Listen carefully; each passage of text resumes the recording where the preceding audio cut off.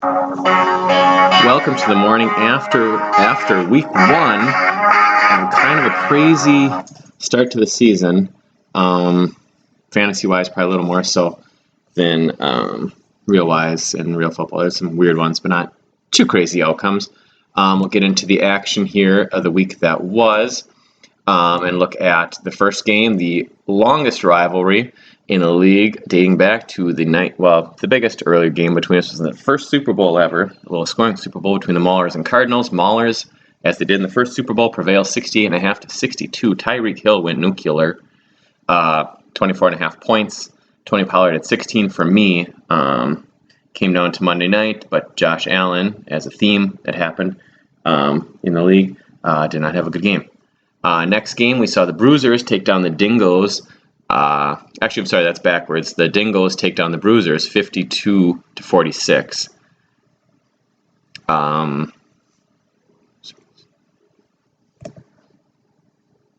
in that one, we saw Aaron Jones go off for 18 points. Austin Eckler had 14.5 in a big game for the Dingoes. The rest of his team did not do a whole heck of a lot.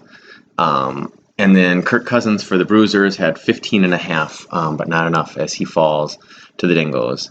Minotaurs take down the Badgers 72.5 to 45.5. Minotaurs led by a strong performance by Brandon Ayuk with 19 points. Looks like maybe he will be the top option this year for the Niners. Hard to say.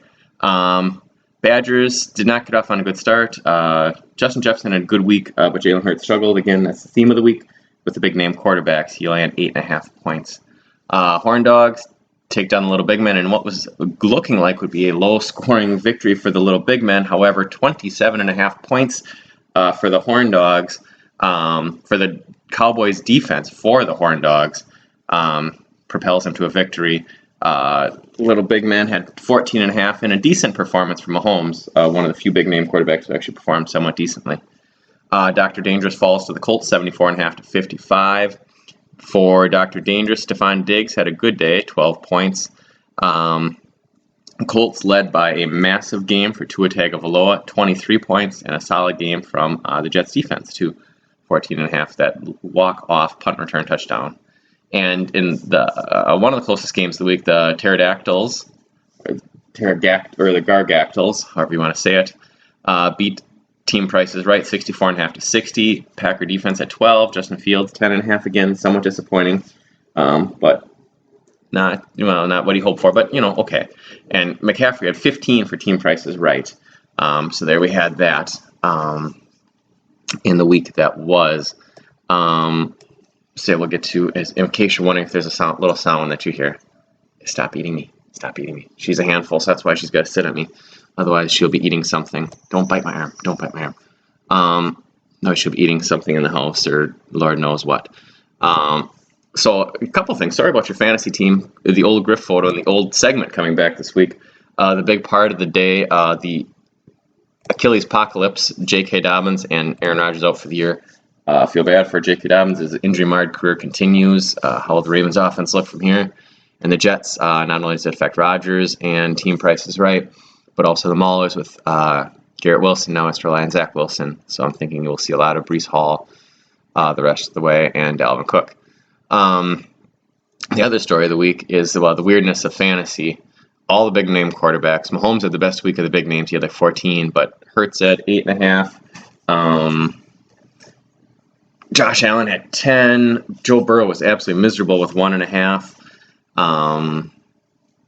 Who else? Justin Fields 10.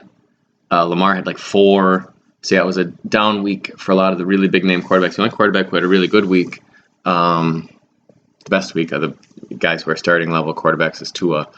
Thanks to Tyreek going crazy.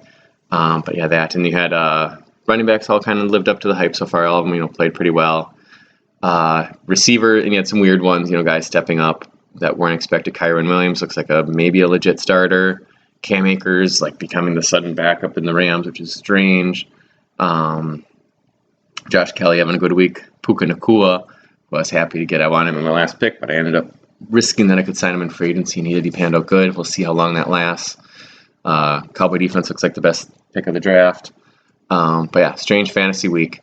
We'll see how it goes now in week 2 coming up. So as you saw with the first graphic, we're now sponsored by XXX and Vin Diesel. So if you have a show to watch, just watch a Vin Diesel movie, please, for our sponsorships and stuff like that. That'd be great. Anyway, best luck to everyone this week except Dr. Dane. Sorry, Dane, you're going to have to go 0-2. I need to get back on track. Josh Allen needs to get back on track. And thank you for tuning in. And best luck this week.